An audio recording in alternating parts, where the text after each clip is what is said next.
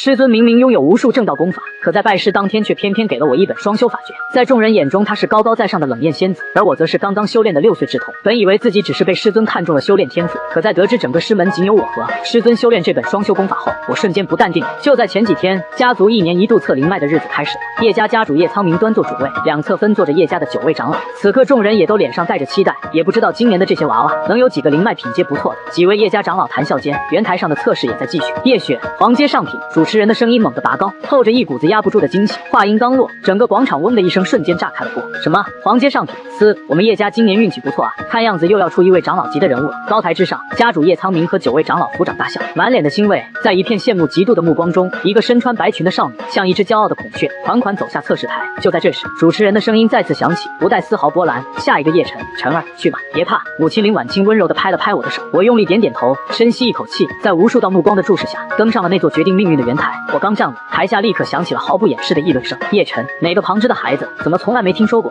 还能有谁？二少爷在外面跟那个妾室生的呗，原来是个庶子啊。那没事了，这些话像一根根针，扎得我心里生疼。可我只是面无表情地站着，从小到大，这种话我听的耳朵都快起茧子了。手放上来，放松。主持人公式化地说道。我依言照做，当手掌贴上冰冷石碑的瞬间，那股熟悉的紧张感反而消失了。紧接着，一股暖流从石碑涌入我的四肢百骸，然后奇迹发生了，石碑上的光芒像是被点燃的引线，疯了一样向上猛冲。1、2、3、7道，整整7道璀璨的光芒冲天而起，将整个广场照得亮如白昼。轰一声巨响，高台之上的家主叶苍明竟激动的一掌将身下的檀木椅拍得粉碎，猛地站了起来，脸上写满了前所未有的震惊。整个广场也在死寂了1秒后彻底沸腾。七道光芒，地阶下品，是地阶下品灵脉。天啊，我没看错吧？绝世奇才，我们叶家要出真龙了。台上主持人更是眼珠子都快瞪出来，嘴巴张得能塞下一个鸡蛋，完全忘了自己该干什么。就在这时，一道灌注着灵力的爆喝声如惊雷般炸响，瞬间压下了全场喧哗。隐卫何在？立刻封锁全场，任何人不得进出。是家主叶苍明的声音。转眼间，一道道黑袍身影凭空出现，将整片广场围得水泄不通。我只觉得眼前一花，那个名义上是我爷爷的男人，已经瞬移般出现在我面前。他目光灼灼地盯着我，眼神里是狂喜，是震撼，还有一丝让我看不懂的复杂情绪。说实话，被他这么盯着，我浑身都不自在。毕竟从小到大，我见他的次数一个巴掌都数得过来。同时，我心里也冒出一个念头，地阶下品好像还不是我的极限。然而，不等我细想，几位家族长老已经嗖飞落到我身边，一个个脸上笑得跟花一样，嘘寒问暖，那态度比对我亲爷爷还亲。可家主叶苍明的狂喜只持续了片刻，眉头就紧紧锁了起来。他心里明镜似的，我身怀地阶灵脉的消息根本瞒不住，一旦被青阳城另外3大家族知道，他们绝对不会为叶家高兴，只会感到恐惧。一个未来的绝顶强者，足以打破青阳城的平口。为了自保，他们唯一的选择就是把我扼杀在摇篮里。想到这里，叶苍明眼中闪过一抹狠厉，他猛地转身，对着众长老一声断喝，点齐家中所有灵气丹药，随我即刻前往秦家。长老们全都懵了，家主，这是为何？叶苍明扫视众人，声音冰冷，你们以为王家和李家那2个老狐狸会眼睁睁看着我叶家出龙吗？众人脸色齐刷刷一变，瞬间懂了。那我们去秦家室。一位长老急忙追问，叶苍明脸上忽然浮现出一丝高深莫测的笑容，掷地有声地吐出2个字：提亲。就这样，半个时辰后，家主叶苍明亲自带队，加上9位家族长老，一行人骑着高头大马，浩浩荡荡地冲向慕容府。我们的坐骑速度极快，没多久便抵达了气派的慕容府。很快，秦家家主慕容雄带着一众高层快步走出，老远就拱手大笑，哈哈哈，叶兄大驾光临，真是稀客啊！秦家大厅内气氛有些诡异，家主慕容雄的目光在我身上扫来扫去，终于还是忍不住了。叶兄，你这葫芦里到底卖的什么药？不妨直说。叶苍明却笑着摆了摆手，秦兄莫急，还是让我来说吧。他把我拉到身前，朗声道：秦兄，今日是我叶家测灵脉之日，承蒙上天眷顾，让我叶家出了一个绝世奇才，便是我这孙儿叶晨。慕容雄心里冷笑一声，搞了半天是来炫耀的。他皮笑肉不笑地配合道：那不知无双贤侄是何等品阶的灵脉，竟让叶兄如此兴师动众。叶苍明微微一笑，语气平淡，却字字如雷。地阶下品什么？慕容家主慕容雄猛地站起，满脸的不可置信。大厅里所有秦家人都惊呆了，鸦雀无声。哈哈哈，好啊！爷爷叶苍明见状，放声大笑。秦兄，我今日前来是为我这孙儿向你秦家提亲，与你的孙女慕容雪定下婚约。慕容雄是个人精，震惊过后立刻就想通了其中关窍。叶家出了天才，也成了众矢之的，这是来拉他秦家入伙结成联盟啊！他看了一眼面无表情的我，又看了看一脸诚恳的叶苍明，心思急转，这是一个巨大的机遇，也是一个巨大的风险。叶兄，此事事关重大，我懂。爷爷直接打断他，只要秦兄点头，我叶家愿以城东3间最赚钱的商铺作为聘礼。慕容雄瞳孔一缩，这可是下了血本。他半开玩笑的试探道：“叶兄，不是我信不过你，只是我那孙女若雪当年测出5道光芒，已是皇阶上品，可把我激动坏了。这地阶下品到底是何等风光，我还真没见过。这是要亲眼验货。”爷爷不仅没生气，反而笑了，好说，无双，让你慕容爷爷开开眼界。很快，一块测试灵杯被抬了上来，我走上前，熟练的把手放了上去，哗，7道刺眼的光芒再次冲天而起，将整个大厅照得如同白昼。好好好，慕容雄连说3个好字，脸上笑开了花。叶兄有如此麒麟孙，我秦家怎能不攀这门亲事？我答应了。我安静地坐在一旁，心里毫无波澜。联姻可以，在这个强者为尊的世界，弱小就是原罪。为了活下去，为了保护在乎的人，适当的妥协和利用规则是生存的第一法则。很快婚约签下，爷爷立刻切入正题。秦兄，如今我们是亲家王李两家狼子野心，为保无双安全，我打算即刻带他前往玄天学府拜师天阳镜巨擘。玄天学府，慕容雄再度震惊，随即大喜，妙啊，有天阳镜强者做靠山，谁还敢动无双？我明白了，叶兄，我秦家与你同去，老二、老三，你们留守，其他人随我护送无双前往王沟。就这样，一支由2大家主和10几位长老组成的护送天团，浩浩荡荡地冲出了青阳城。然而我们刚出城没多久，就被人拦住了。小土坡上，王李两家的家主带着人马，脸色阴沉地看着我们。叶苍明，你这老狐狸，动作够快的啊！王家家主皮笑肉不笑地说道。爷爷冷笑一声，怎么想在这里动手？你们可以试试。对峙片刻，看着我们这边明显更强的阵容，王李两家最终还是咬着牙让开了路。我们走。当天晚上，一则消息长了翅膀一样飞遍了玄天谷，青阳城叶家出了一个地阶下品灵脉的绝世天才叶晨。一时间天下震动，无数势力闻风而动。我们在一座小城落脚时，探子带回来的消息让爷爷脸色铁青，于是爷爷带着我彻夜狂奔，直到第2天清晨才在一座城池前停下。进城前，他放生了跟了他多年的火狮马，然后给我换上了一身女童的裙子。我张了张嘴，看着镜子里那个粉雕玉琢的小姑娘，最终还是把话咽了回去。行吧，活着最重要。就这样，我们一路乔装打扮，躲避着无处不在的追查，甚至听说有天阳境强者亲临青阳城要收我为徒，结果扑了个空。1个多月后，一座宏伟到无法形容的巨城终于出现在我们眼前。玄天王都到了，我们直奔玄天学府，却被守卫拦在了门外。招生期过了，明年再来。爷爷叹了口气，知道按规矩是进不去了。下一秒，他深吸一口气，鼓动全身所剩不多的灵力，声如洪钟，朝着学院深处猛然一喝：“青阳城叶家叶晨前来拜师。”声音如平地惊雷，传遍四方。你找死！守卫正要发怒，嗡嗡嗡！突然，学院深处6道贯穿天地的恐怖气息冲天而起，化作6道流光，眨眼间便出现在我们上空。哈哈哈！我的好徒儿，为师可算等到你了。老匹夫，抢徒弟抢到我面前来了。6位天阳境强者竟然都是为我而来，周围看热闹的人群瞬间炸锅，飞天遁地。6位天阳境巨擘啊！那个小孩是谁？叶晨，就是那个地阶灵脉的天才。6位强者落地，目光灼热地盯着我，争着要收我为徒。就在他们快要吵起来的时候，一阵清风拂过，一个白裙胜雪的女子，不知何时已经静静地站在了我面前。她一出现，整个世界都仿佛安静，连那6位天阳境强者都齐齐躬身行礼，见过前辈。女子那双纯净如秋水的眼眸落在我身上，声音清冷如泉水叮咚。你要测试灵脉？我呆呆地点头。她素手一挥，一块测试灵杯凭空出现。我下意识地第3次把手放了上去，嗡嗡嗡嗡，10杯剧烈地震颤起来，光芒再次爆发，1道、2道、7道，光芒竟然没有停在第7道、8道、9道、10道、11道、12道，足足12道璀璨夺目的光柱，仿佛要将天空都捅出一个窟窿，全场死寂。下一秒，山呼海啸般的惊呼声彻底爆发。12道光是12道光啊！天阶上品，是传说中的天阶上品灵脉。我看着那12道刺眼的光芒，也彻底懵了。天阶上品，我竟然是天阶上品！现场瞬间炸开了锅，无数人都要被震得发狂了。天阶上品灵脉，这可是放眼整个大陆都凤毛麟角的最顶尖天才啊！居然在我们这个小小的玄天国出现了。那一刻，我感觉周围的一切都像是在做梦，甚至许多人都在怀疑是不是测试灵杯出了问题。紧接着，那6位天阳境强者再也顾不上白衣女子的身份，迅速将我围了上来。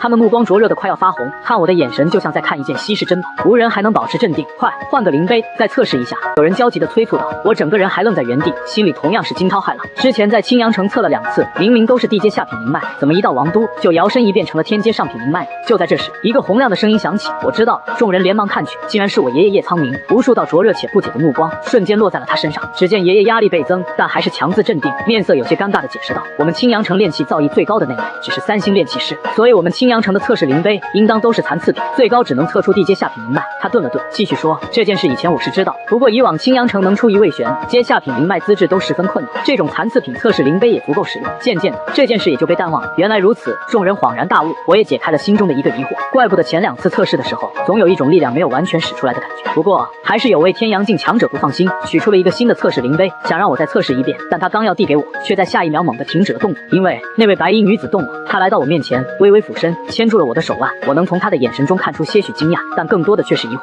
我心里咯噔一下，这位绝对是个超级大佬，连天阳境强者都要对他恭敬行礼。面对天阶上品灵脉，依旧能平静如水，手腕被他牵住，温润如玉的触感传来，我没有反抗，任由一道温和的灵力顺着我的手心进入体内，开始四处游走探查。我静静地看着他精致的容颜，因为离得太近，几缕秀发甚至垂落在我的眼前，一股淡淡的清香传来，然后我就眼睁睁地看着他眼神中的疑惑渐渐消散，取而代之的是无法掩饰的震惊之色布满了整个眼眸。这种神情和他清冷如仙的气质放在一起，还真有种奇妙的反差感。他从我身体里究竟探查到了什么？我心里充满了疑惑，但没有出声询问。众人茫然地看着这一幕，那6位天阳境强者更是欲言又止，我猜他们心里都在打鼓，这位前辈不会要跟我们抢徒弟吧？果不其然，接下来的一幕让他们彻底绝望了。白衣女子轻声开口，随即又顿住，似乎在组织语言，最终鬼使神差地问了一句：“可愿拜我为师？”不可，前辈岂能如此？旁边6位天阳境强者中，立马就有人忍不住开口。白衣女子神情平静，只是淡淡地瞥了那人一眼：“你能保住一个拥有天阶上品灵脉的天才？”那位天阳境强者瞬间哑口无言。是啊，一个拥有天阶上品灵脉的天才现世，不亚于在整个大陆扔下一颗深水炸弹。不知有多少老怪物隐士大能会闻风而动，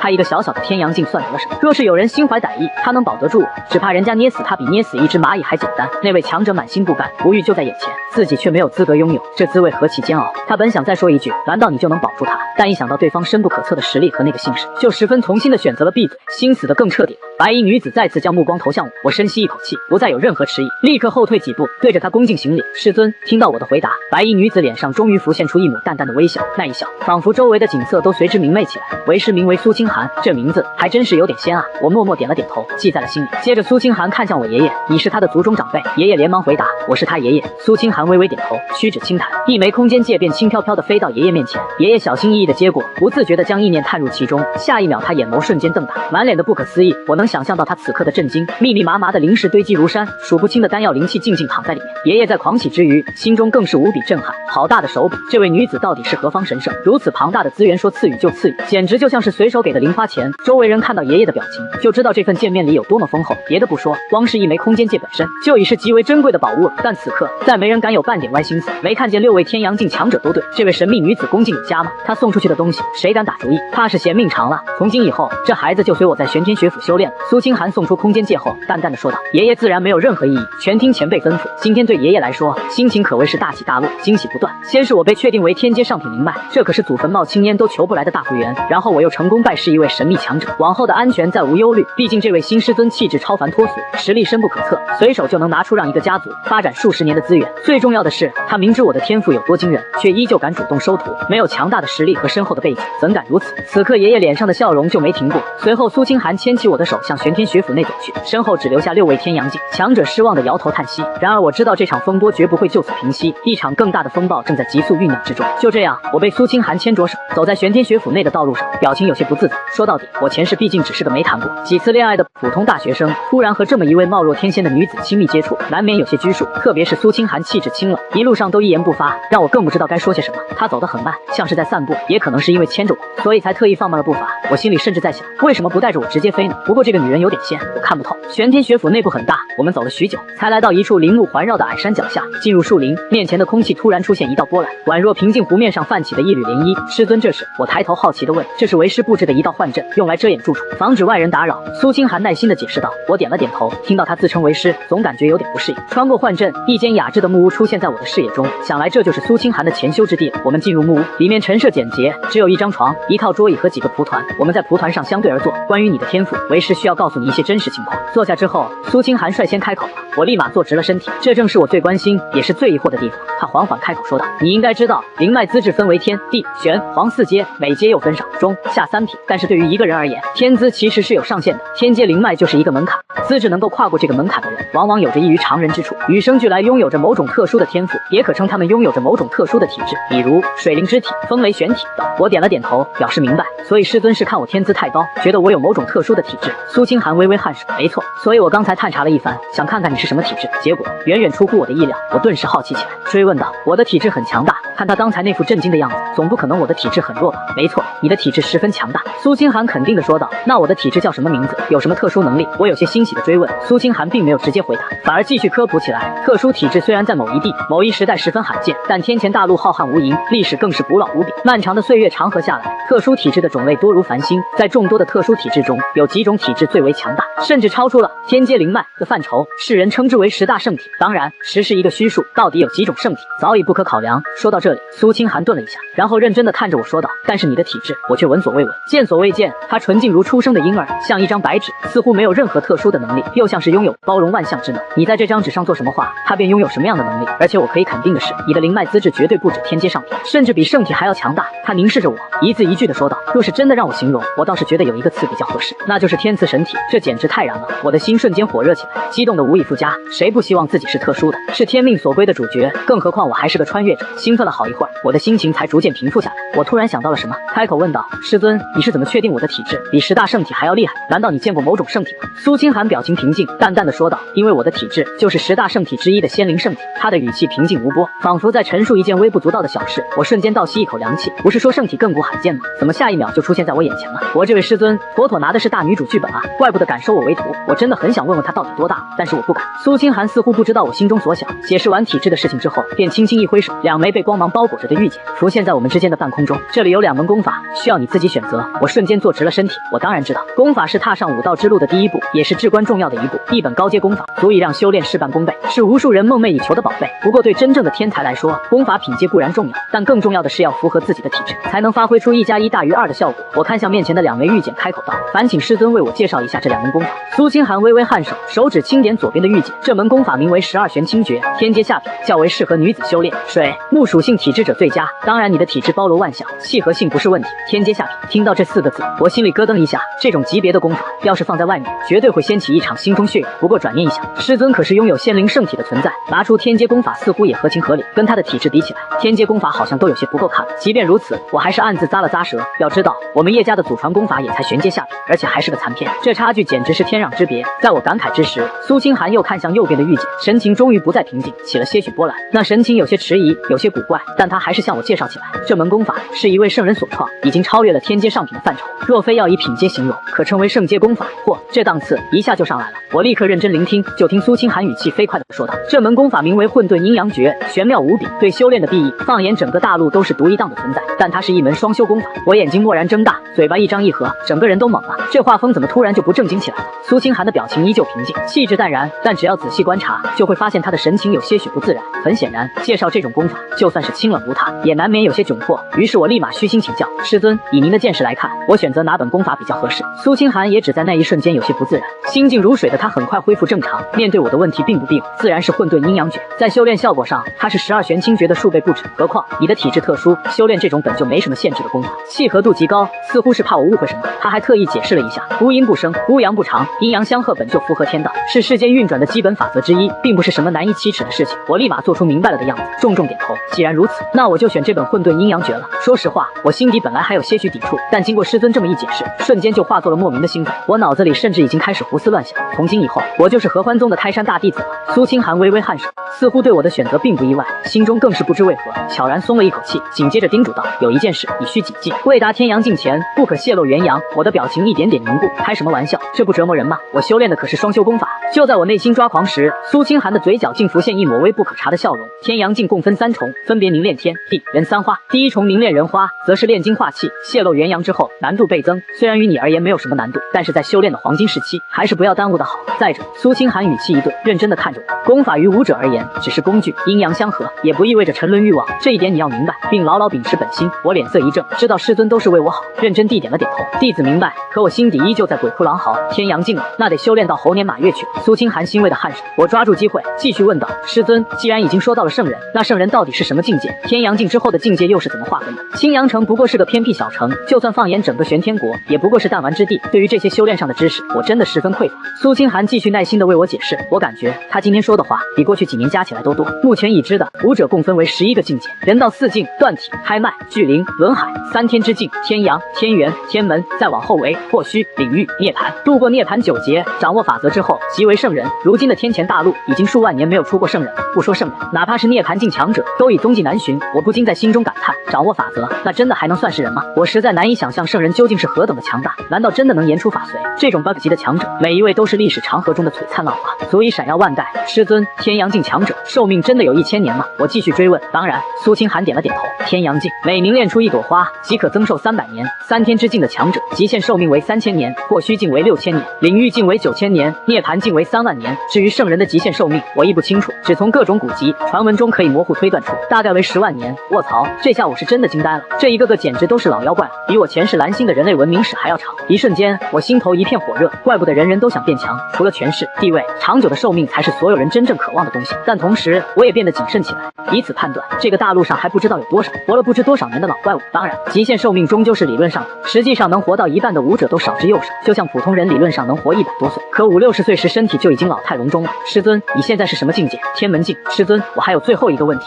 问吧。你修炼的功法是12玄清诀吗？话音未落，苏清寒的身影便消失在了原地，只留下一句清冷的话语：天色已晚，早些歇息吧。我最后还是没能马上睡觉，因为我还没吃饭呢。听到这话，师尊苏清寒明显愣了一下，像他这种3天之境的强者，早就已经闭谷，吃饭对他来说恐怕是件相当遥远的事。不过他很快就有了动作，只见苏清寒来到屋外，素手轻轻一挥，地上的石块便自动聚拢叠好，一个灶台就这么凭空出现。紧接着，旁边的树木连根拔起，自动剥皮分裂，一眨眼的功夫，一个和我师尊住的那个一模一样的木屋就建好了。看来以后我就住在这里了。剩下的边角料则被他做成了2副碗筷，整个过程行云流水，就像开了8倍速一样。等我跟着出来的时候，师尊已经从他的空间戒指里取出了锅具，还有一些我叫不上名字的瘦肉和蔬菜。点燃木柴，居然开始做饭了。我心里那叫一个诧异，没想到仙子般的师尊居然还会做饭。看着眼前这一幕，气质清冷超然的苏清寒，此刻却神情认真地为我做着饭。我的心底不禁涌起一股暖流，天空逐渐被晚霞染成昏黄，晚风轻拂，清凉又惬意。师尊和我一大一小就在院子里的石桌旁相对而坐。与此同时，遥远的玄天王宫某间密室里，昏暗的走廊内摇曳着微弱的白色烛光，如同鬼火，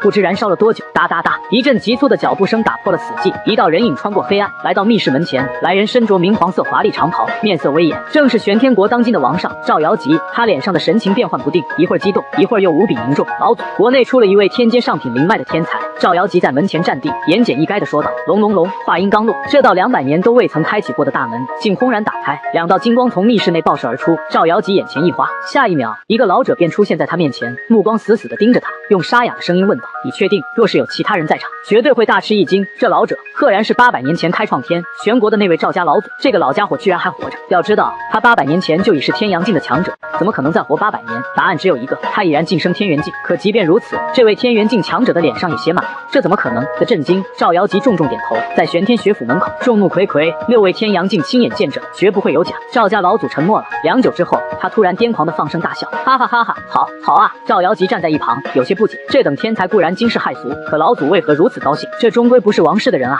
笑了好一会儿，赵家老祖才平复下来，追问道：这位天才现在身处何处？赵瑶吉答道：此子名为叶晨，现在玄天学府已经拜师一个神秘女子。赵家老祖眉头一挑，神秘女子？玄天学府何时出了这等人物，敢收天阶上品灵脉的天才为徒？他不是玄天学府的人。赵瑶吉解释道：据说是上官院长的好友，6年前随其一同返回，在学院内潜修，只知其名为苏清寒，境界背景一概不知。苏清寒姓骆。赵家老祖陷入沉思，像是在回忆什么。突然他身体一震，眼中浮现出难以言喻的惊恐，似乎想到了某个强大的氏族。赵家老祖深吸一口气，说道：不管如何，天阶上品的天才绝不是我们可以染指的。赵瑶吉赞同地点了点头。不过赵家老祖话锋一转，已在王室的适龄女子中挑选一位天资最高的，去和叶晨的父母商量，看是否愿意联姻，哪怕是嫁过去为妾也无妨。记住，万万不可以施压人，务必向其展现我王室最大的善意。赵瑶吉顿时兴奋起来，这正合他意。老祖放心，我一定办妥此事。夜空繁星点点，我吃完饭后走进了师尊为我新建的木屋。新房子应该不会有甲醛吧？我摇了摇头，把这荒诞的想法甩出脑海。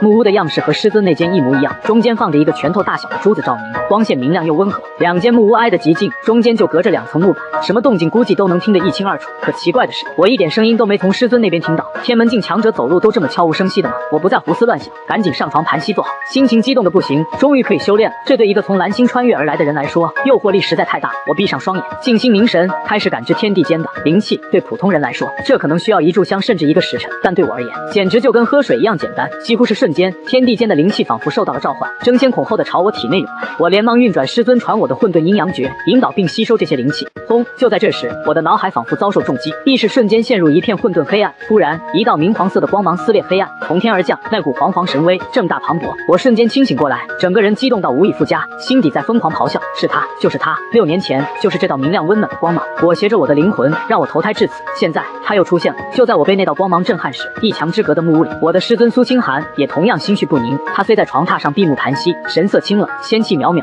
似是在认真修炼，但他那光滑白皙的柳眉却微微皱起，显示出他的内心并不平静，思绪早已飘远，回到多年前，一座雄伟灵秀的山峰之巅，一个风神俊朗、气度翩翩的男子负手而立，他身旁的女子气质清冷，正是苏清寒。此刻，苏清寒正皱眉看着手中的玉简，不解地问：师尊，这是何意？玉简里记载的正是混沌阴阳诀。男子声音传来：你修炼太上忘情路，虽进境神速，却也让你性子愈发冷淡。太上忘情，可人真的能无情吗？为师怕你将来不是成圣，而是以身化道，所以让你转修这门功法，感悟情欲，以此锤炼心性。男子顿了顿，又道：昨夜天有异象，为师勘测良久，发现有一份冥冥中的牵引落在了你的身上，似是一份机缘，你可前往寻觅。弟子明白。思绪从记忆中抽离，苏清寒的眼神有些恍惚。混沌阴阳诀，机缘，叶辰，天赐神体。这一刻，苏清寒哪里还不明白这一切意味着什么？天机已现，命中注定。这个念头让他自己都觉得荒谬。他向来不信命运，可想到今天鬼使神差收下叶辰为徒，他又沉默了。或许这并非一时冲动。苏清寒脸上不由浮现一抹苦笑。罢了，一切顺其自然吧。另一边，我的思绪也逐渐从混乱中恢复，缓缓睁开了眼。等我看清周围的一切时，我的眼眸一点点睁大。这是斩神剑。我发现自己竟然漂浮在一个明晃晃的空间里，而我的面前正悬浮着一柄金黄色的长剑，剑身一面刻着日月星辰，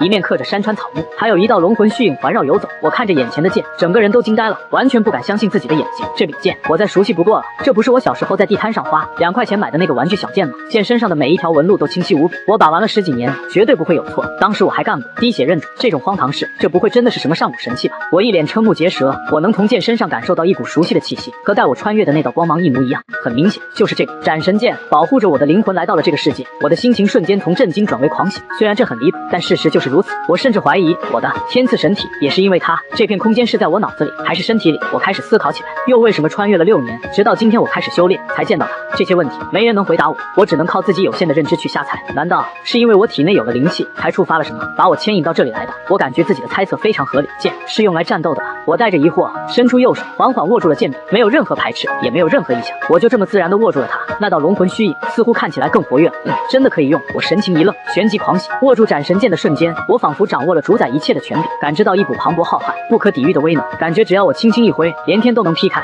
我擦，这不是开挂吗？我该不会直接就无敌了吧？咕噜，我忍不住咽了口唾沫，嘴里还小声嘀咕着：各位穿越者前辈，这真的不怪我啊，别人都有系统，我连个童子都没有。可不知道怎么回事，我就感觉自己已经无敌了。我就这么自言自语了好一会儿，才算冷静下来。我握着斩神剑，仔细感应了一番，很快就明白了，这剑确实可以用，但似乎也和我的实力挂钩。简单来说，就是有蓝扣蓝，没蓝扣血。我的脸色微微一变，但转念一想，又觉得这很正常。想拥有不属于自己这个等级的力量，怎么可能不付出点代价？我知道很多武者修炼的保命武技，代价可比我这个严重多了，动不动就天资进步、寿元大减。更何况，就算我只是把斩神剑当普通武器来用，威力估计也远超我现在的境界，而且那是毫无副作用的。想明白这一切后，我满意地点了点头。至于这把剑还有没有别的什么秘密，凭我现在的实力也探查不了，只能等以后慢慢发掘了。我心念一动，思绪就从那片空间里退了出来。下一秒，我睁开双眼，发现自己还在木屋里，甚至还保持着盘膝而坐的修炼姿势。看来斩神剑确实在我身体里。我暗暗想着，我本来想把它取出来，在现实里好好看看，但师尊苏清寒就在隔壁，天门镜到底有多强，我完全不清楚。万一他有什么灵石之类的东西，能随时监控我的情况吗？我只好打消这个念头，收敛心神，重新静下心来修炼。刚才事发突然，没来得及仔细感受，现在静心修炼，我只感觉自己仿佛成了一个巨大的漩涡，正在疯狂地攫取着天地间的灵气。这修炼速度简直离谱，不愧是圣阶功法。我心里暗爽，不动声色地调整了一下姿势，就是这副作用也太明显了点。我还是个6岁的孩子，爷爷叶苍明送我进了玄天学府后，并没有急着回青阳城，他在王都找了家名头最响的酒楼，高调入住。这倒不是为了显摆，纯粹是为了让走散的秦家一行人能找过来。再说，我身怀天阶上品灵脉的消息早就炸了锅，他这个当爷爷的想低调也难，盯着这边的势力太多了，全是想来攀亲戚，见不到我这个正主，从我家里人下手总行吧。于是各方大佬踏破门槛，目的就一个联姻。爷爷哭笑不得，但也清醒得很，全都婉拒了。直到7天后，慕容雄带着人风尘仆仆地撞进了门，爷爷一看这阵仗，吓了一跳，这是怎么了？此时的慕容雄哪还有半点青阳城大佬的样子，神色萎靡，跟霜打的茄子一样。原本带出来的11个长老，现在竟然只剩下了4个，倒是我们叶家的人一个没少，只是情绪都很低落。叶家一位长老沉声解释，家主，自从那天分开后，我们前后遭遇了6波袭击，出手的人强得离谱，我们根本没法反抗。那些人冲着无双来的，没抓到人就逼问我们行踪，他们忌惮叶家，不敢下死手，但对秦家就没那么客气了。6位秦家长老要么当场没命，要么被折磨致死。爷爷沉默了，看着昔日意气风发的慕容雄，此刻像条落魄的老狗，所有的安慰都显得苍白无力。毕竟叶家毫发无损，这时候说什么都像是在说风凉话。过了许久，爷爷才郑重承诺，秦兄，这事儿因叶家而起，我们绝不袖手旁观，秦家之仇就是叶家之仇。慕容雄木然地点点头。紧接着，叶家长老忍不住问出了那个憋了一路的问题：家主，听说无双的灵脉是天阶上品，真的假的？所有人的目光瞬间聚焦在爷爷脸上，爷爷一点头，简单解释了几句：天佑我叶家。那长老激动的老泪纵横，这感觉就像普通人突然中了几个亿的大奖，根本控制不住。慕容雄那张惨白的脸上也终于有了点血色。屋里的丧气一扫而空。就在这时，咚咚咚的敲门声伴随着铠甲摩擦声响起。叶家主可在？声音沉稳肃穆，透着一股不容置疑的威严。爷爷赶紧开门，门口站着个穿青色长服的中年男人，身后还跟着个闭目养神的老者。爷爷只看了一眼那老者，心里就是一哆嗦。天阳镜强者，这中年人是谁？居然能让天阳镜当保镖？在下赵瑶吉。中年人微微一笑，爷爷愣了一下，随即倒吸一口凉气，膝盖一软就要行礼，见过王上。玄天国国主赵瑶吉，在这个拳头就是道理的世界，王室就是最大的拳头。平时叶家在王室眼里跟蚂蚁没区别，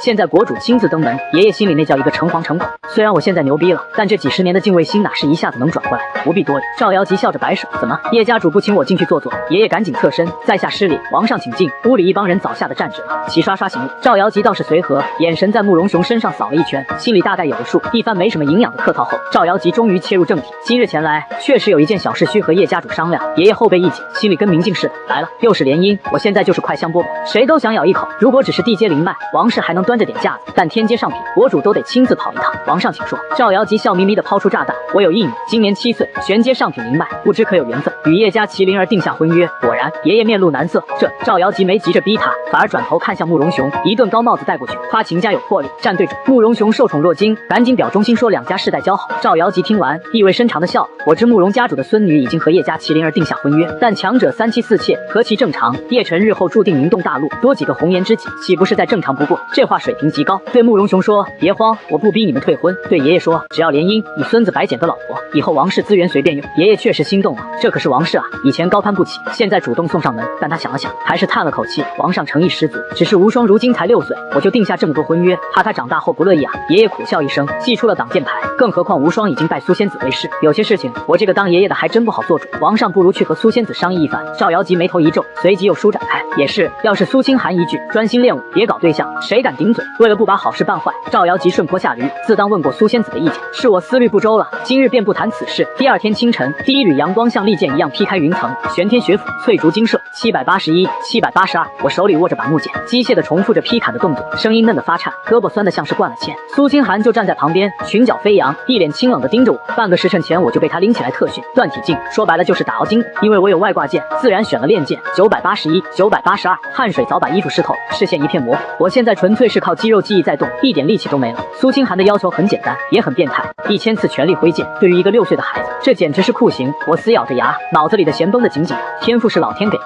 但想变强，毅力才是自己的武器。坚持，一定要坚持。999、1000，挥出最后一剑的瞬间，我整个人直接断电，一头栽了下去。预想中的坚硬地面没有出现，反而撞进了一个柔软带着清香的怀抱。苏清寒接住了我，直接来了个公主抱，稳稳走向木屋。他那万年冰山的脸上，终于多了一丝欣慰。看来我这个徒弟还算给他长脸。醒来的时候，我正泡在木桶里，水温滚烫，药香扑鼻。这是一桶价值连城的药浴，上百种珍稀药材，药效强的吓人。师尊给我定的计划是1天泡3次，换个人这么泡早废，但我体质特殊，这就是纯粹的滋补。舒服的我忍不住哼唧了一声，但我一睁眼，瞬间清醒。我正四仰八叉的躺着，身上凉飕飕的。卧槽，我衣服呢？我一个机灵缩进水里，只露个脑袋，四下张望。苏清寒不在屋里。师尊，我试探着朝院外喊。何事？清冷的声音飘进来。没事。我松了口气，这种感觉居然有点像小时候午睡醒来，听到爸妈声音的那种安心感。这药浴泡着还挺舒服的，我惬意的靠在桶壁上，泡完了过来吃饭。知道了。我这边正享受着，却不知道此时院子里的苏清寒正皱着眉，显然是被什么烦到。几分钟前，竹林外，赵瑶吉看着眼前的迷阵，一脸懵逼。他好歹也是轮海境9重的高手，居然看不透这守门阵法。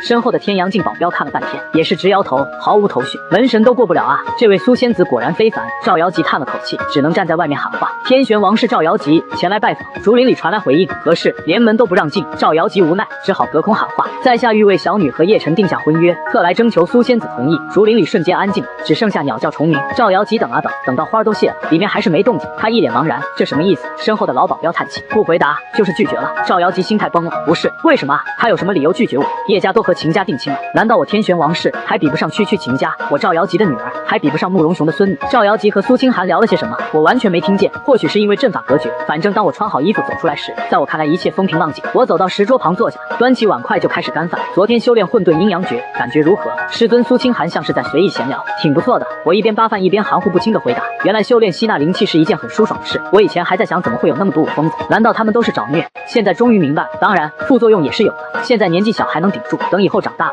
这槽我也就在心里吐吐，没敢当面说，毕竟是双修功法。等你突破天阳境，再寻找一红颜知己，那时修炼起来才更加事半功倍。苏清寒似乎进入了科普模式，我抬头看了他一眼，师尊依旧是那副平静无波的高冷模样。我沉默了2秒，乖巧点头。当然，然，男女双方最好资质一样，不宜差距过大，才能双方皆有裨益，否则就是一方在带着另一方修炼。这一点，你以后寻找伴侣或可考虑一二。这话听着怎么感觉有点怪怪的？大早上的聊找对象，但对着那张冷脸，我也挑不出毛病，只好再次点头。弟子知道。苏清寒神色微动，露出一副孺子可教的满意表情。吃完饭，开始练庄功。接下来的日子，生活变得枯燥而规律，除了修炼，就是待在这片大的离谱的竹林里。虽然我和师尊住在玄天学府，但这里仿佛是个独立的小世界，安静的让人发慌。我就纳闷了，外界也太平静了吧？我拥有天阶灵脉的消息早就放出去，怎么就没有传说中的隐士大能上门抢徒弟，或者反派上门找茬？难道是没人信？也对，谁信这种犄角旮旯能蹦出条真龙啊？这2个半月，我只见过一个活人，个被师尊称为木仪的温婉女子。她看我的眼神复杂的像是在看一道解不开的数学题，随后我就被打发走了。她也没待多久，直到2个半月后的一天，外面来人了，自称是你的族中长辈。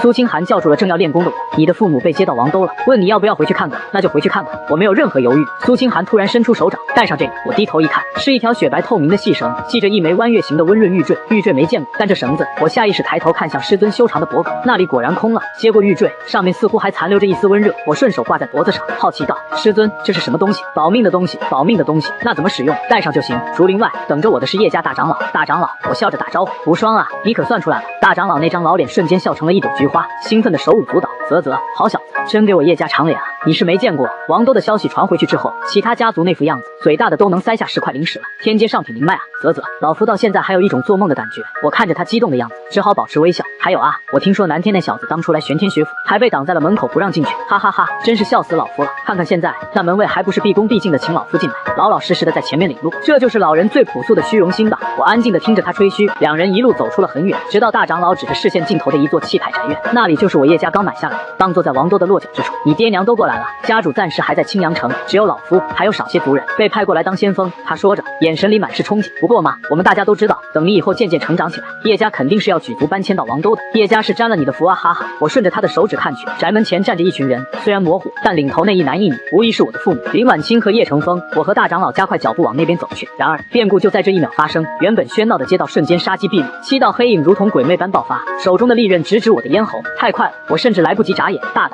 耳边一声暴喝，大长老满脸怒容，一把将我护在身后，双拳轰出硬汉7人。但这只是徒劳，接触的瞬间，大长老脸色巨变，整个人直接倒飞了出去，完全不是一个量级。大长老！我惊呼出声，远处的叶宅门口瞬间乱作一团。我娘林婉清满脸惊恐，根本不敢相信眨眼间儿子就要被杀，而我那个出了名纨绔的爹叶成风，此刻竟然脸红脖子粗，发出一声怒吼，居然想杀我儿子，都给我死！他疯了一样冲过来，但根本来不及，那7个杀手全是轮海境高阶，这阵容除了天阳境强者，谁能挡？无双！大长老在地上弹射而起，睚眦欲裂，眼中却满是绝望。我也愣住，但我没有感觉到恐惧，下意识的右手紧紧握住胸口的弯月吊坠，师尊刚给的保命符，这么快就要用了。下一刻，世界仿佛按下了暂停键，那7柄夺命的利刃硬生生停在了我身前3尺的地方，再也无法寸进半分。什么情况？我眼神错愕，不是时间静止，我的周围仿佛升起了一道看不见的透明壁垒，距离太近了，我甚至能看清杀手眼里的惊恐和懵逼。他们拼命催动灵力，手臂青筋暴起，却像是在推一座大山。紧接着，一声怒喝如惊雷炸响，好歹！声音震得我耳膜生疼，差点没站稳。人未到，权益先至，一股浩瀚如海的恐怖灵力从天而降，那7个杀手连惨叫都没发出来，身体瞬间攻成虾米，如同断线的风筝般倒飞而出，重重砸在远处的地面上，生死不知。我眼前一花，一位浑身散发着恐怖气息的老者凭空出现。这群家伙出手倒是迅速，老者面带怒容，眼神冷冽。危机解除，爹娘疯了一样冲过来，娘一把将我揽进怀里，上下摸索检查，声音都在发抖。晨儿，你没受伤吧？娘，我没事。我摇了摇头，我还在回想刚才那一幕，那道壁垒是师尊的吊坠，还是眼前这位老者？此时大长老已经爬了起来，对着那老者深深一拜，多谢苍松老出手相助。被称为苍松老的老者摆摆手，收起怒容，笑眯眯地看向我，这小朋友就是叶晨。是的，苍松老，这就是我叶家麒麟儿。大长老连忙介绍，无双，这位是苍松老，王氏供奉，天阳境强者，这次可多亏苍松老出手相助，不然，干他娘的，也不知道从哪里冒出这么多轮海境高阶的杀手。木秀于林啊，天阳境，王氏供奉。虽然我觉得刚才就算他不出手，我也死不了，但场面话还是得说，我抱拳行礼，多谢苍松老出手相救。苍松老笑得像个邻家老爷爷，没事就好，没事就好。随即他眼神一冷，前段日子你们首次前来王都的途中，不是曾前后遭遇7次袭击？这几人应该就是他们背后的势力所派出来。在大长老的解释下，我才知道原来还有这档子事。听到秦家死了6位长老，我的脸色瞬间沉了下来。这些人是因我而死。苍松老递给我一张纸条，前段日子王上让我彻查这件事，叶小友出了玄天学府，给了他们机会，这才有了这场袭杀。我扫了一眼，上面写着7个势力的名字。大长老凑过来看了一眼，脸都绿了。青木宗、水一殿，这都是有天阳境坐镇的大势力啊！单凭我叶家怎么报仇？苍松老似乎就在等这句话。他看了看我，意味深长地说道：我来之前，王上让我转告诸位，若是叶家有意，王氏可出手解决这7大势力。这明显是送人情来了。如果是之前秦家的事，王氏未必肯动这干戈，但现在这些人当街袭杀我，那就是不死不休的死仇。我深吸一口气，心中已有决断。多谢王上和苍松老的好意了。我抬起头，声音虽稚嫩却坚定：此等血仇，必当亲手报之，方能雪愤。苍松老眼睛一亮，赞叹道：好魄力，不愧无双之名，大长老。我转头看向还在发愣的大长老，既然撕破脸了，青阳城那边不安全，通知家主尽早搬迁吧。无妨。苍松老抢先说道：王上早已派遣一队亲卫军前往青阳城护送了，清一色轮海境9重。至于王都这边，王上很快也会安排人手。2位天阳境还不至于不要脸对小辈出手。大长老狂喜，多谢苍松老，多谢王上。我无奈，这人情终究还是欠下，只能再次行礼。王氏的恩情，无双铭记于心。苍松老笑得更灿烂，摆手道：小事一桩，小事一桩。看他那表情，简直比捡了钱还高兴。估计他本来是想来撮合我和王氏联姻的，没想到碰上这档子事，直接送了个救命之恩。这波赚大了。3年时间，弹指一挥间，强者之路枯燥且漫长。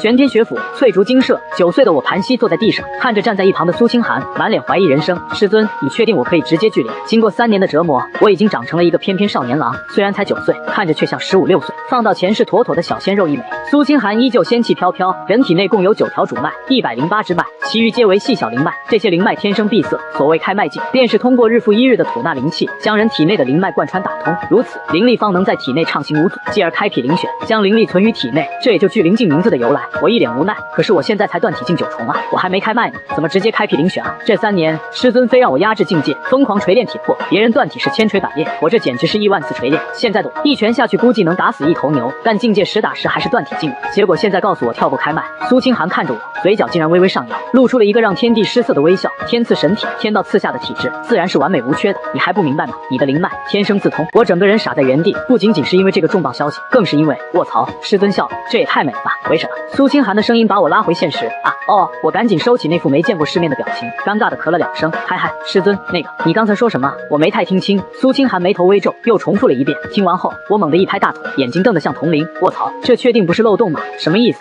苏清寒不解。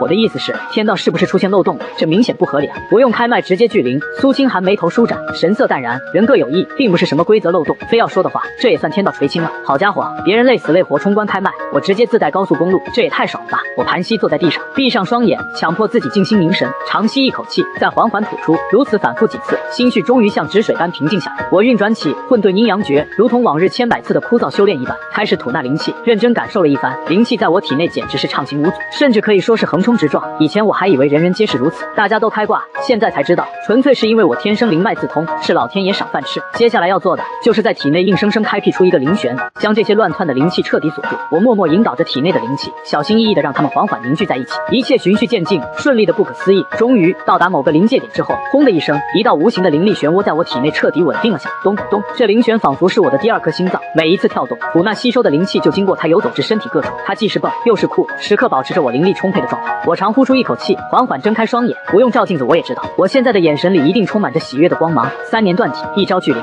此刻我才算是真正迈出了武道之途的第一步。与此同时，玄天王宫，赵瑶吉再次来到了赵家老祖修炼的那间密室。这位老祖宗闭了200年的死关，如今虽然出关了，但对他这种老怪物来说，时间观念和常人不同，一闭眼一睁眼，可能就是1年半载。所以没有重要的事，赵瑶吉不敢打扰。什么算重要的事？如今整个玄天国内只有一件，那就是关于我的消息。老祖叶辰断体境圆满了。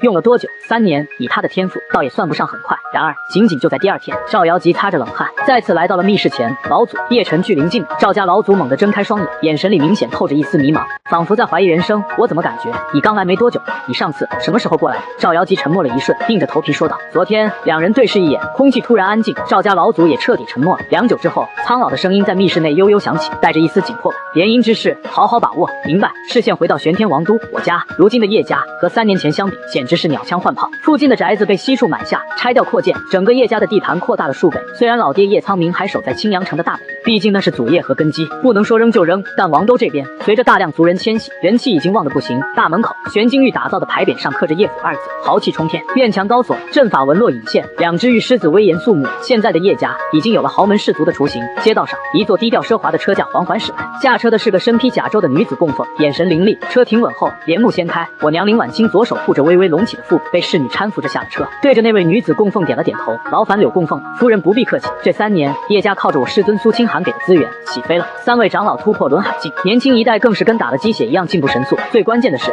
有着我这个金字招牌在，无数散修削尖了脑袋想投靠叶家，甚至出现了离谱的一幕，来投靠的门客比主人家还强，轮海境一抓一大把，距临境那是最低门槛。叶家既高兴又头疼，生怕克大欺主，但这些人精明的很，他们赌的是我的未来，怎么可能现在搞事？哪怕待遇一般，只要以后等我成长起来，随手漏点资源，指点一下，那就是他们逆天改命的机会。就像这位负责保护我娘的柳供奉，轮海境9重的高手，也是因为是女性才抢到了这个贴身保镖的位置。我娘脸色红润，气态温和，显然这几年过得舒心。母凭子贵，有我这么个妖孽儿子，他在叶家的地位无人能撼动。夫人好，见过夫人。一路走过，门客下人恭敬行礼。等我娘走远，那群婢女顿时炸开了锅，兴奋的脸红。哇，夫人真的好和善啊，居然还冲我点头回应。就是，陈小少爷可是天阶上品人脉，这样的资质就连王氏都要巴结我们叶家，那可不，即便放眼整个大陆，都不会有比陈小少爷还厉害的天才。我要是有个这样的儿子，绝对鼻孔朝天走路。听说夫人原先也是婢女出身呢，真的假的？你可别造谣啊，小心被赶出叶家。大家都是这么说的呀，我也没见有什么避讳。以前2少爷可花心了，天天不务正业，流连青楼，现在也开始转性了。嘿嘿嘿，他以前冷落过夫人吗？现在哪里还敢去招惹别的女人？要是以后我能被陈小少爷看上就好了。咦，这还是白天呢，怎么就开始做梦了呀？等陈小少爷长大，你就不是小丫鬟了，而是老嬷嬷。你们2个，哼，20多岁能叫老吗？说不定陈小少爷就喜欢年纪大一点的呢。咦，不知羞，我娘回到了住处，那是叶家位置最好的院落，老树下。我爹叶成风正躺在靠椅上晃悠，听到动静，立马像弹簧一样蹦起来，跑过去小心翼翼地扶住我娘。夫人回来，慢点，注意脚下。我娘忍不住笑了，我是怀孕了，又不是不能动。再说了，我虽然没有专心武道，好歹也是开麦进的，身体不会有问题的。我爹坚持扶着她坐下，嘴里念叨着小心无措，小心无措。没错，他们确实在练小号，原因很真实，还是因为我。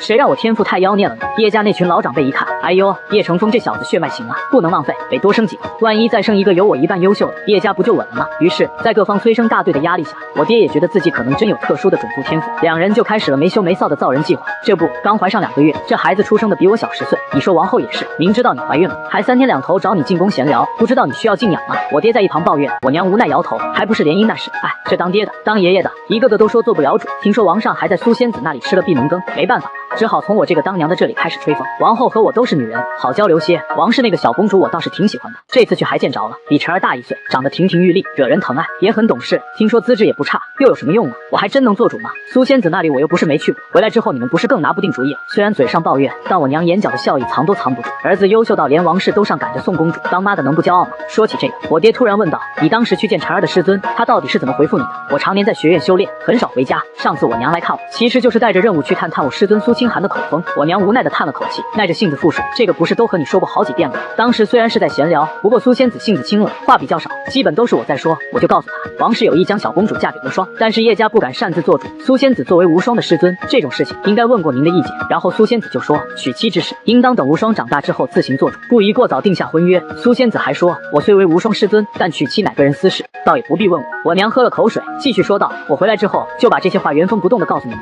结果你们一个个只能听见那句不宜过早定下婚约，又想和王氏做亲家，又不敢做决定，真的是。我爹摇晃着手指，一副高深莫测的样子。你不懂，无双的师尊何等人物，王上想要见一面都不得，更是有底气收下无双这样的妖孽。他说的每一句话都是有深意的，多多揣测才是正道。我娘看着这群过度解读的男人，只觉得无语。你妈就是爱多想，苏仙子都说得很清楚，这种事情她不关心。再说了，无双娶妻这种事，她作为师尊有什么理由反对？她又不是话说到一半戛然而止，她又不是什么。我爹疑惑地看过去，没什么。我娘摇了摇头，似乎在驱散某个荒谬的念头。刚才是我想岔了，虽然嘴上这么说，但女人的第六感让她心里直犯嘀咕。毕竟最不可能的事，往往最接近真相。见我爹还要追问，我娘赶紧岔开话题。我没事，只是突然想起苏仙子还和我聊起过若雪的事。慕容雪，我那唯一的未婚妻，这是怎么没听你提起过？我爹眉头一皱，瞬间打断，当时闲聊而已，又不是什么大事。我也是和你聊到这里才想起来的。我爹的神色瞬间严肃起来，仿佛抓住了什么关键线索。苏仙子连王氏都毫不在意，我叶家之事更是从来没有问过。你刚才也说了，苏仙子性子清冷，话比较少，她怎么会无缘无故和你聊起秦家之事？她扶额苦笑，你这真的是……我娘也愣住，细细一想，好像是有点不对劲。当时那种感觉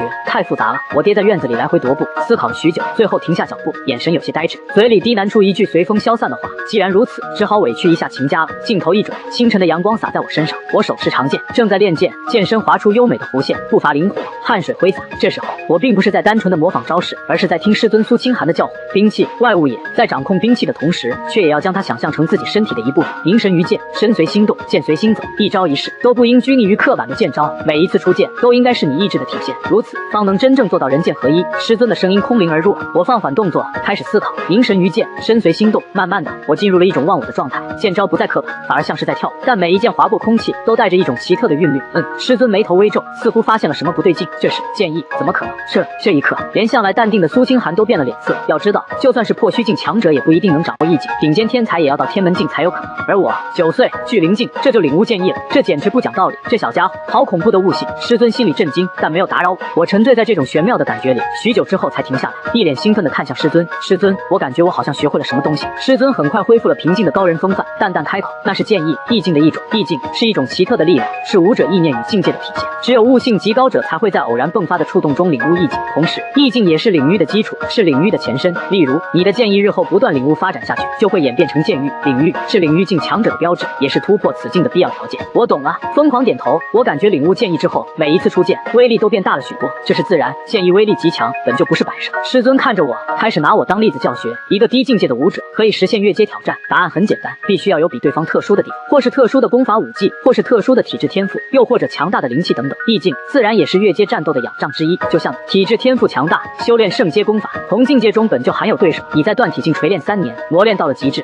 现在又领悟了剑意。虽然你才距灵境1重，但全力爆发之下，一剑可斩距灵9重，匹敌轮海境也不是不行，还需多多磨练战斗意识。卧槽，我这么屌的吗？我被夸得有点飘了，嘴角忍不住上扬。师尊看了我一眼，觉得有必要给我降温，于是不紧不慢地泼了一盆冷水。当然，你的缺陷也十分明显，那就是缺乏战斗意识。我兴奋的表情瞬间凝固，赶紧站直挨训。若是你现在遇见一个对手，你可以想象成镜像的自己，这个特殊的你拥有你的一切，且他经历过许多战斗，无数次从死地中逃亡，战斗意识阴狠老练，意志坚韧难摧。遇上这样一个对手，你有几分胜算？听到这，我头皮一阵发麻，这特么我不包死吗？这集贸优势没有，我还打个锤子，你以为拍电影呢？我上去大喊一声，不要小看我们之间的羁绊，混蛋！然后一拳就给人家干翻了。我越想越汗流浃背，不对劲，我这情况怎么越看越像小说里给主角送经验的天才反派，有天赋，有实力，有背景，一出场逼格拉满，然后因为缺乏实战经验，被草根主角反杀，踩着我的尸体扬名立万。卧槽，越想越像。师尊看着我那一脸如临大敌的紧张样，嘴角微微勾起一丝不易察觉的弧度，安慰道：“当然，你才9岁，本就应当侧重修炼。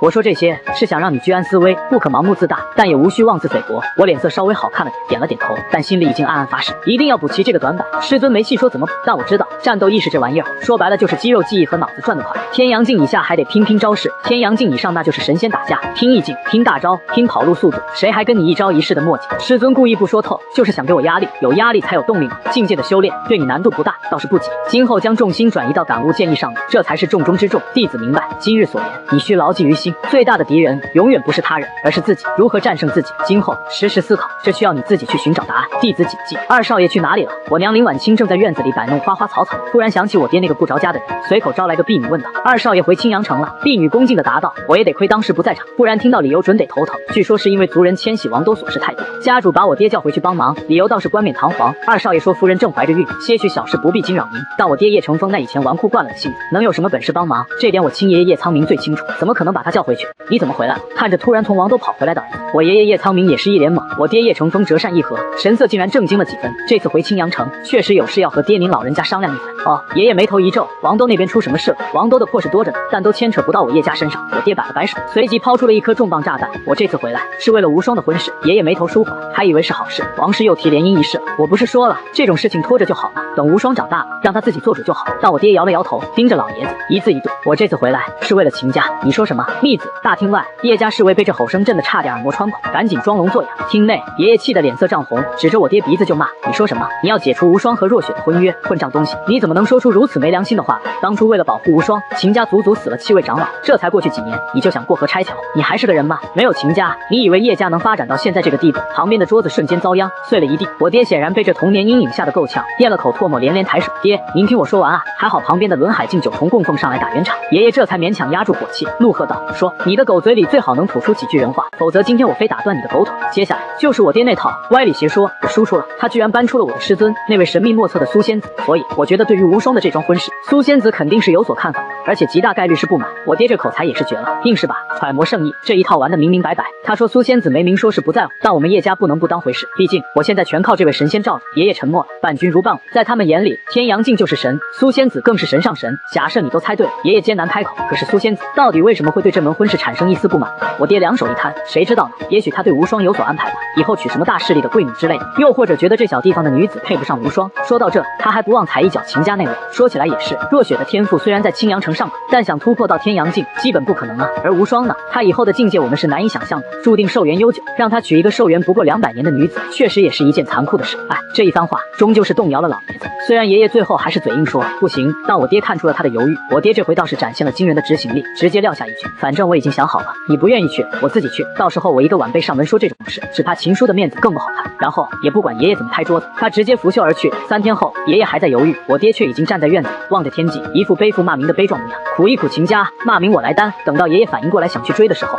我爹都已经到秦家门口了。算账，时刻到了。秦家大厅，慕容雄，也就是慕容雪的爷爷，看着我不请自来的亲爹，本来还挺客气，结果听完来意，茶杯当场就被捏爆。你说什么？叶成风，你可还有点良心？当年若不是我秦家相助，你儿子早死了。你以为你叶家还能有今天吗？做梦！现在这才多久，你居然就想退婚？过河拆桥也太急了点吧！秦家长老们拍而起，怒不可遏。我爹身后的供奉散发出轮海境9重的威压，场面一度剑拔弩张，一个唱白脸，一个唱红脸，可真是演得好啊！慕容雄稳稳开口，任由茶水滴落。叶苍明呢？派你一个小辈上门，怎么敢做不敢当吧？我爹硬着头皮顶上去。在秦叔面前，我自然是小辈，但我也是无双的父亲，他的婚事想来我是有权做主的。他甚至还说了大实话，表示这是他个人的主意。秦叔息怒，请听小侄说完。我爹继续他的那套理论，我想解除婚约不假，但叶家无意行过河拆桥之举，只要秦叔愿意，两家可另择适龄子弟联姻。说真的，为何非要将若雪嫁给无双呢？您是知道的，以无双的天赋，日后注定寿元悠久。而若雪呢？不客气地说，即便不缺资源，她能突破到天阳境吗？将这两人强行放在一起，对双方起步都是煎熬。这话太伤人。慕容雄直接甩袖，笑话，你以为婚约是儿戏吗？我想听明白了，不就是觉得我家若雪配不上叶晨吗？何必找这么多冠冕堂皇的借口？不就是为了维护你叶家的面子？又作又当，简直可笑。就在这尴尬到极点的时候，正主来了。爷爷，清冷的声音传来。慕容雪出现在门口。那年她才11岁，却已经清冷的像冬天的雪，眼神宁静的仿佛没把任何人放在眼里。她要了婚书，在所有人疑惑的目光中，她接过去，语气平静的可怕。叶晨觉得我配不上他。下一秒，令人震惊的一幕发生了，他白皙的指尖竟然窜出一抹青白色的火焰，那是灵力外泄。11岁的巨灵境，全场都傻了眼，连我爹都感觉一股凉气直冲天灵盖。婚书在火焰中化为虚无，我却也未必看得上他。慕容雪扔下这句话，转身就走，连正眼都没瞧我爹一下，那背影那是相当的潇洒。爷爷这时候才火急火燎的赶到，刚好和慕容雪擦肩而过，只能看着满地狼藉，听着慕容雄的大笑声，哈哈哈哈！我就知道，我秦家子弟绝不会做他人附庸，婚约又如何？从今往后，秦叶两家互不相欠，再无任何关系。这事之后，慕容雪在房里的一番自言自语，要是被人听见，估计得吓死。牛皮吹得有点大了，天阶上品灵脉，也不知道那小家伙究竟是何体质。这份天赋就是前世的我，也不敢说稳胜啊。原来他是女帝重生，手握古圣器，正在修一门只练精神力的积累功法，准备这一世渡劫成圣。他原本并不在意这婚约，但既然我爹上门打脸，他也就顺水推舟撕了婚书。我慕容雪绝不甘为人妻，这一晃就是6年。呼，我长长的吐出一口浊气，睁开双眼，压制不住了。3、5天之内，人花就要凝聚成功了。这话要说出去的气死人，别人做梦都想突破的天阳境，我在这拼命压制9年了。这9年被这破功法折腾的死去活来，终于要熬出头了。想到突破后的某些好处，我嘴角忍不住上扬，但随即我的眼神冷了下来。不过有些事情也到了算账的时候了，当年的账该找那7大势力算算了。我起身去找师尊，苏清寒依旧是一副不食人间烟火的模样，怎么还没突破？我答道，我想试试以轮海境的实力剑斩天阳。当年袭杀我的势力里有天阳境坐镇，我要拿他们祭剑。师尊只是微微颔首，既如此，想做什么就放手去做吧。强者从不是光靠苦修就能成就的。玄天学府里，我一路走过，叶师兄、叶师弟，好久不见啊！现在的我可是这里的传说，只要我略微出手，就是这群天才的极限。我抚摸着师尊刚给的空间戒，心里直犯嘀咕：100万上品灵石当零花钱，还有地阶灵气和救命圣药。师尊这是要放养我啊！正想着，前方出现一道清冷绝美的身影。慕容师姐好！我脚步一顿，这女子气质竟然只比师尊差一点点，而且我居然看不透她的境界，甚至隐隐感觉到了威胁。哪里来的怪胎？她经过我身边时，似乎不经意地跟我对视了一眼，嘴角微扬，眼神莫名，周围的窃窃私语钻进我耳朵。慕容师姐刚才好像笑了哎，嘻嘻，你也不看看那个男生是谁？那可是无双师弟，无双师弟可是他的未婚夫呀。嘘嘘，这都什么时候的消息了？叶家都已经上门退婚了啊？怎么会？慕容师姐现在都已经是巨灵境巅峰了，天赋高也要看和谁比。无双师弟的天赋多变态，你又不是不知道。叶家看不上秦家，再正常不过。我瞬间反应过来，这是慕容雪，我的前未婚妻退婚，什么鬼？我这个当事人怎么才知道？那一刻，一股浓浓的荒谬感涌上心头。退婚流，神秘实力，坏了，我不会成反派了吧？回到叶家，无双少爷回来了，家里顿时热闹非凡。到了大厅，爷爷叶苍明笑得合不拢嘴。无双怎么回来了？好小子，有段时间没见了，长得越来越俊了。我笑着打招呼，爷爷，又转身看向我娘。最后我抱起那个扎着羊角辫的小丫头，在我亲妹妹叶瑶脸上狠狠亲了一口。哎呀，灵儿，有没有想哥哥呀？小丫头呆呆的回，想。一家人其乐融融，聊着这几年叶家在王都的发展。但我心里装着事儿，我在路上听说家里去秦家退了我和若雪的婚约。这句话一出，大厅瞬间安静，爷爷脸上的笑容僵住，我爹叶成风的脸色更是精彩纷呈。众位长老也都看向我爹，显然大家对这事儿都有意见。可我爹尴尬的咳嗽一声，此事是为父主张的。我看着他，没说话，沉默良久，我才开口。9年前的那个深夜，爷爷背着我逃跑的场景，至今仍不敢忘。爷爷眼神一暗，我继续说道：联姻之事因我而始，也当因我而终。退婚之举是我叶家不义在前，我会回青阳城登门致歉。听到这话，长老们一脸欣慰。紧接着，我话锋一转，对了，爷爷，我这次回来是为了另一件事，当年对我们两家下手的那7大势力，现在到算账的时候了。什么？爷爷猛地抬头，震惊地看着我。长老们纷纷劝阻：无双啊，现在报仇是不是太早了点？是啊，那7大势力在整个玄天国都是赫赫有名的，特别是那青木宗和水一殿，据说都有天阳境强者坐镇的。他们觉得叶家还太弱。爷爷看着我，声音都颤抖了。无双，难道你已经突破到天阳境了？整个大厅瞬间陷入死一般的寂静，所有人都被爷爷这话惊得心神一颤。本来正在惬意闲谈的人们，目光唰的一下全都落在了我身上，眼神里写满了难以置信。不可能，绝对不可能！我才15岁啊，怎么可能突破天阳境？再变态的天赋都做不到。虽然大家心里觉得离谱，但这莫名的兴奋与期待感是怎么回事？众人不由紧张起来，一个个小心翼翼地看着我，等待着回答。可惜我平静地摇了摇头，还没有。不过也没什么区别，只要我愿意，随时可以突破。听到这句话，众人眼中的期待顿时消散，心中反而松了一口气。就说嘛，我要真是天阳境就太离谱了。天才这个词都是在侮辱人，以后简直就是妖孽的代名词。爷爷倒不怎么失落，毕竟他自己也觉得刚才的想法属实有点异想天开。他继续问道：你现在是什么境界？我近几年少有露面，除了朝夕相处的苏清寒，还真没人知道我的底细。面对爷爷的询问，我也不遮掩，直接摊牌：轮海境9重。场间众人齐齐倒吸一口凉气。如果说刚才不过是爷爷脑子抽了，一时的异想天开，那么现在则是真正的传奇照进现实。15岁的轮海境9重，简直闻所未闻，小说话本都不敢这么写。不愧是天阶上品灵脉，好恐怖的修炼速度。照这样下去，无双突破天阳境用得了几年？太变态了！爷爷也不禁心生感慨，自己修炼了大半辈子，居然还比不上孙子修炼9年。人跟人真是不能比啊！无双，何必急这几年？等你突破到天阳境再去报仇，岂不合适？爷爷试图劝我，我摇了摇头，现在就是最合适的时候。爷爷放心，我既然提出此事，肯定是有把握的。开玩笑，我就是想要拿那2个天阳境试试剑嘛。再过几年，我都不知道自己强到什么地步，报仇还有什么难度？看到我平静而自信的样子，爷爷点了点头，不再多说。轮海战天阳，这根本就是天方夜谭，挑衅强者可是要丢命的。也就我天赋异禀，年轻气盛，敢说这么狂傲的话，换了其他轮海境，在天阳境强者面前，那就真的是孙子一个。爷爷心中暗暗摇头，不过想到有苏清寒在，他也就不担心我的安危了。也好，借此机会让我经历一番挫折，变得沉稳一些。10几日后，我们一行11人回到了青阳城。这一趟随行的都是老熟人，爷爷还有当年那9位长老。当然，此刻他们已经全部突破到轮海境，不过这点实力在那7大势力面前可根本不够看。我也没打算让他们出力，只是让他们跟着见证一下，毕竟他们当年都是亲历者。一行人直奔秦家而去，守门的2位也是老熟人，一眼认出了爷爷，面无表情地说道：叶家主，请稍待片刻，已经有人进去通报，自从父亲上门退婚之后，2家关系就彻底淡了下来，许多秦家人视叶家为小人，十分敌视。爷爷自觉有愧，2家基本断了来往。没过多久，就有人领着我们入内，向主厅走去。大厅内，慕容雄和秦家长老们安然就坐，见到我们进来，连眼皮都没抬一下。慕容雄冷冷地说道：两家早已没有任何关系，叶家主还来做什么？说话间，他打量着我们这一行人，直到目光落在我身上时，他明显一愣，旋即明白这是谁。爷爷叹息一声，自知不受待见，便侧开了身子。我向前一步，抱拳朗声道：无双见过慕容爷爷。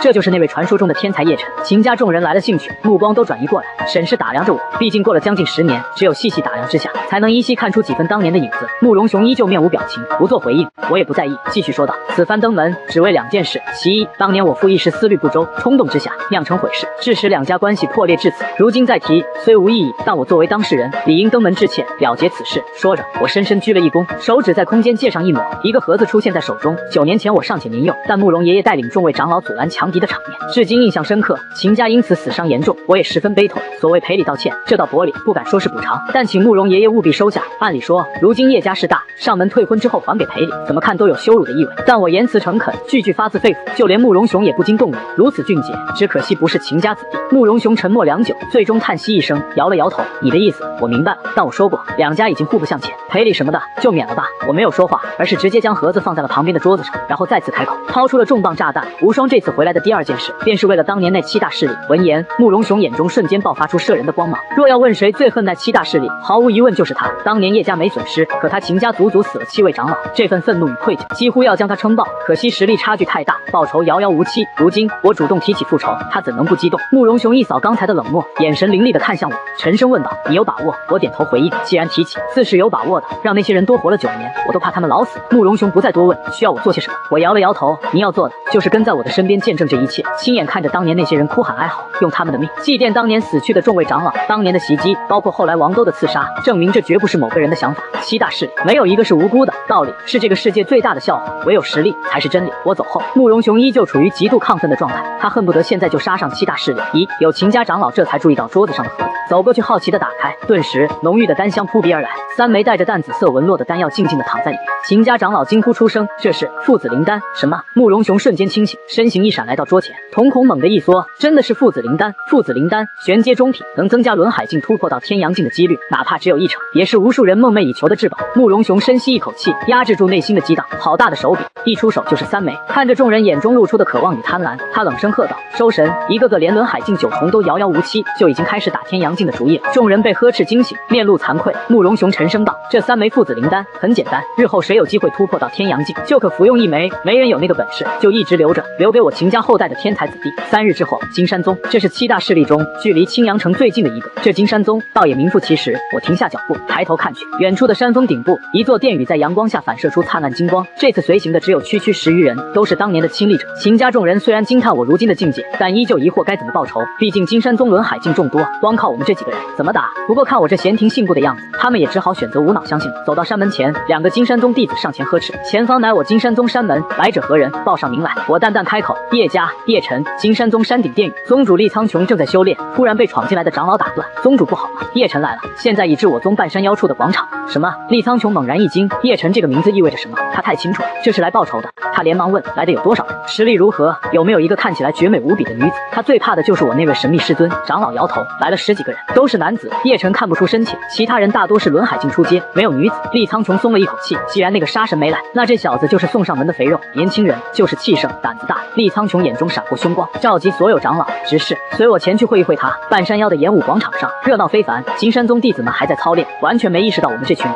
是来索命的。无双，注意到没有？好多小姑娘正在偷偷看你。爷爷笑呵呵地说道。我对此毫无波澜，没办法，长得帅是原罪。一旁的慕容雄冷哼一声，看着那些金山宗弟子感叹道：“大宗门子弟就是不一样，秦家子弟差远了。”正说着，远处传来一阵大笑声，哈哈哈！叶小友，久闻不如一见啊！来我金山宗，怎么也不提前告知一下呢？一群人浩浩荡荡走来，为首的正是厉苍穹，身后跟着近100名长老执事，阵仗极大。这动静引得周围弟子纷纷侧目，议论纷纷。厉苍穹满脸堆笑的来到我们面前，我神情淡然，平静开口：“你是哪位？”厉苍穹愣了一下，随即笑道：“在下金山宗当代宗主厉苍穹。”我微微颔首，没找错人就行。右手抹过空间剑，我缓缓抽出一柄长剑，那是苏清寒赠予的地阶下品灵器。厉苍穹的笑容瞬间凝固，什么意思？场面话都不说，直接亮兵器。一位金山宗长老怒喝：“放肆！叶晨，你还想动武不成？这里是金山宗！”周围弟子瞬间炸锅。卧槽，这少年是叶晨，当年那个天才，这是来报仇的啊！厉苍穹面色阴沉下来：“叶小友，这是何意？”我神色冷淡：“当年派人袭杀我一事，司徒宗主忘得一干二净，血债还需血偿。今日便是金山宗从玄天国除名之时。”厉苍穹压着火气：“这是令师的意思吗？你确定要鱼死网破？”我轻笑一声：“怎么，怕我师尊？放心，他今天没有跟过来。还有鱼死网破，你也配？”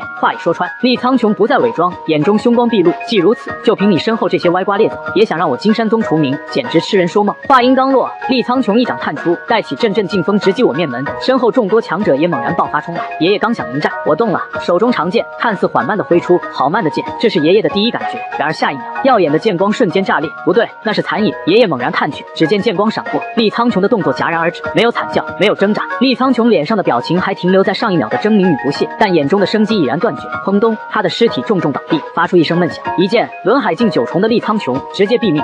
爷爷等人猛地倒吸一口凉气，那些刚才还跟着冲锋的金山宗众人，此刻脚底板像是生了钉子，死死刹住，惊恐地向后倒退，看着我如同看着一尊死神。